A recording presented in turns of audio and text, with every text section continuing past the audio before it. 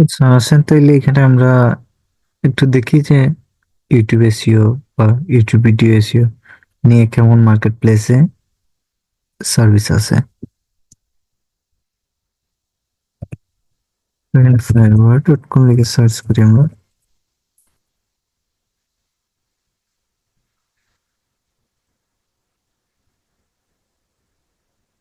যে fiverr.com লিখে এখানে আমরা সার্চ করি ইউটিউব এসইও। সার্চ করার পরে দেখুন এখানে রেজাল্ট শো করতেছে। এখানে 8,900 প্লাস লোক আছে যারা ইউটিউব এসইও নিয়ে কাজ করতেছে। তো এখান থেকে আমরা কয়েকটা গিগ ওপেন করে নিই।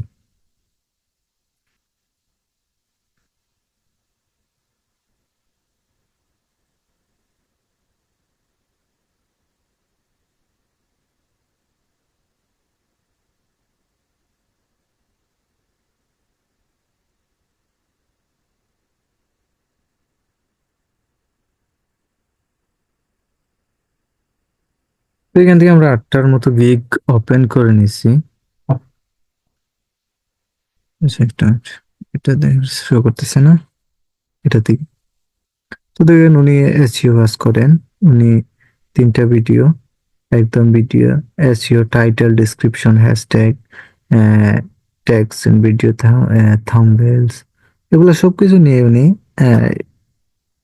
3টা ভিডিওর জন্য $15 নিচ্ছেন। তারপর যিনি আছেন দেখি একটু ওনার অবস্থা। উনিও আসলে ইউটিউবে নিয়ে কাজ করেন। আচ্ছা দেখি, ইউটিউবে নিয়ে কাজ করেন। ওনার একটা ভিডিওর জন্য উনি $20 করে নিচ্ছেন।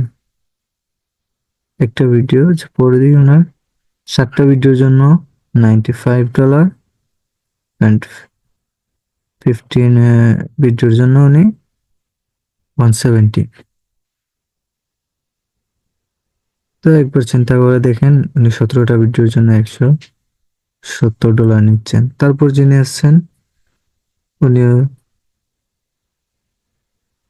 ইউটিউব এসইও করে থাকেন।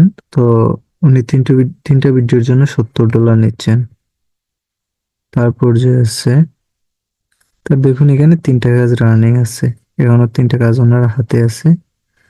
উনি একটা ভিডিওর জন্য $10 করে নিচ্ছেন। আরেকজনের দিকে ওনার দেখুন 2টা কাজ রানিং আছে। 2টা কাজ রানিং আছে। তারপর 356টা ওনার রিভিউ আছে। মানে 2টা ভিডিও এসইও করে দেওয়ার জন্য $5 জাস্ট। এটা একটা সিম্পল হিসাবে মনে হচ্ছে দিয়েছেন। হ্যাঁ, এই যে দেখুন এখানে 10টার জন্য উনি $20। আসলে 10টা কাজ করার জন্য যে খুব বেশি সময় লাগে তা না। সঠিক যদি আপনি সঠিকভাবে কাজটা করতে পারেন, এটা 2 ঘন্টার মধ্যে আপনি 10টা ভিডিও করে ফেলতে পারবেন, কোনো বিষয় না। তারপর এখানে 25টা ভিডিও, 25টা ভিডিওর জন্য উনি $45 নিচ্ছেন। তারপর যে আছে উনি একটা ভিডিওর জন্য $25 করে নিচ্ছেন। ওনার দেখুন একবার দেখেন ওনার অলরেডি 4,189টা রিভিউ প্লাস 18টা ওয়ার্ডার রানিং।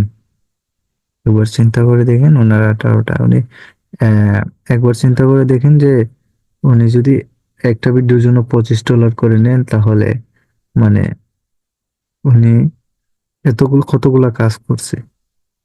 তারপরে উনি 6টা ভিডিওর জন্য উনি 125 195, এটা 10টা ভিডিও। তারপরে দেখি একটু উনি যে আছে ওনার একটা অর্ডার রানিং আছে। উনি বেসিক যেটা একটা ভিডিওর জন্য উনি $10 নিচ্ছেন। কিন্তু দেখেন এখানে উনি 3 দিনে 3 দিন পরে 3 দিন সময় নিচ্ছে ডেলিভারির জন্য। আসলে এটা 3 দিন সময় লাগে না, কিন্তু ওনার কাছে কাজ অ্যাভেলেবল আছে এই কারণে উনি এই যে এগুলা সময় নিয়ে নিচ্ছেন আর কি 3 দিন। আচ্ছা, তাহলে শুনে এগুলো আমরা ক্লোজ করে দিচ্ছি।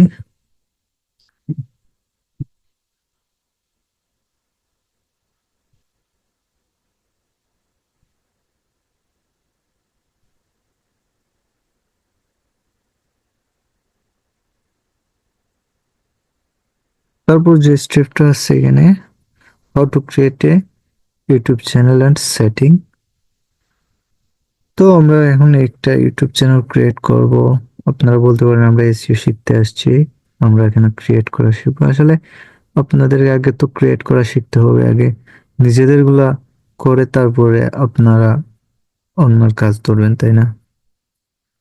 তো আমরা দেখি একটা নতুন চ্যানেল ক্রিয়েট করি। যে আমরা এখানে আসলাম, আসার পর আমরা এই যে এখানে আমাদের প্রোফাইল আইকনটাতে ক্লিক করলাম। করার পর দেখেন এখানে লেখা আসতেছে ক্রিয়েট এ চ্যানেল, মানে আমাদের চ্যানেল নাই। আপনারা চেক করে নেবেন যে আপনাদের আগে কোনো চ্যানেল ক্রিয়েট করা আছে কিনা। তো এখানে আমাদের যেহেতু একটা চ্যানেল ক্রিয়েট করা নেই, আমরা জাস্ট এখানে ক্লিক করে দিব। দেখুন এখানে ক্লিক করার সাথে সাথে কিন্তু আমাদের একটা নতুন চ্যানেল ক্রিয়েটের জন্য আহ, সবকিছু সিলেক্ট করতে আসছে, যেমন নাম এখানে সিলেক্ট করতে আসছে, তারপর হ্যান্ডেল সিলেক্ট করে দিতে হবে। তো আমরা এখান থেকে একটা নাম দিয়ে দিব। কি দেওয়া যায় নাম?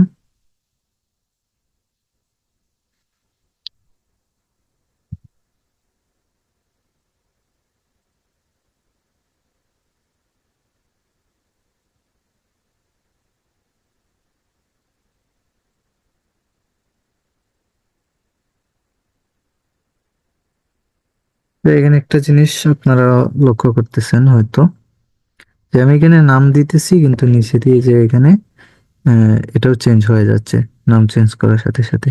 তো এটা যেটা আছে আমরা সেটা রাখবো না, আমরা এগুলা কেটে দিই। দেখি এখানে এটা অ্যাভেলেবল নেয় কিনা, কিন্তু না, দেখুন এখানে এটা অ্যাভেলেবল নিচ্ছে না। এটার পেছনে আমরা আহ একটা সংখ্যা এড করে দিয়ে দেখি, এটা অ্যাভেলেবল না, আর একটা সংখ্যা এড করে দিই, এটা অ্যাভেলেবল না। আচ্ছা, এটা দেখি, এটা অ্যাভেলেবল না, এটা দেখি। আচ্ছা, তাহলে বুঝছি, আমাদের মনে হয় আরো কয়েকটা সংখ্যা বাড়াই দিতে হবে। আচ্ছা, আমরা দেখলাম সেটা অ্যাভেলেবল দিচ্ছে না।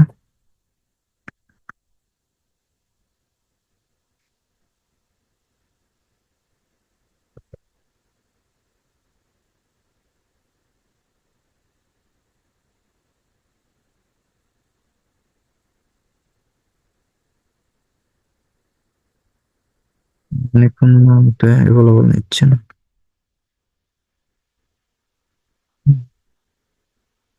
সেখানে একটা নাম একটা যে হ্যান্ডেল সাজেস্ট করতেছে, আমরা এটাই দিয়ে দিই আপাতত।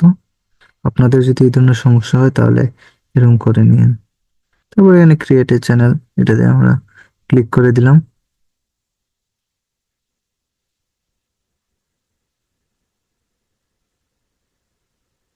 তারপরে দেখুন এখানে একটা সম্পূর্ণ একটা চ্যানেল ক্রিয়েট হয়ে গেছে। ঠিক আছে, এখানে একটা চ্যানেল ক্রিয়েট হয়ে গেছে, এটা আপনার চ্যানেল হয়ে যাবে। তো এখান থেকে আমরা ইউটিউবের লোগোটা যে আছে লোগোটাতে ক্লিক করে দিলাম। তারপর আবার আমরা এখান থেকে এই ফাইল আইকনটাতে ক্লিক করে দিলাম। এখান থেকে আমরা এই যে ইউটিউব স্টুডিও এটাতে ক্লিক করে দিব।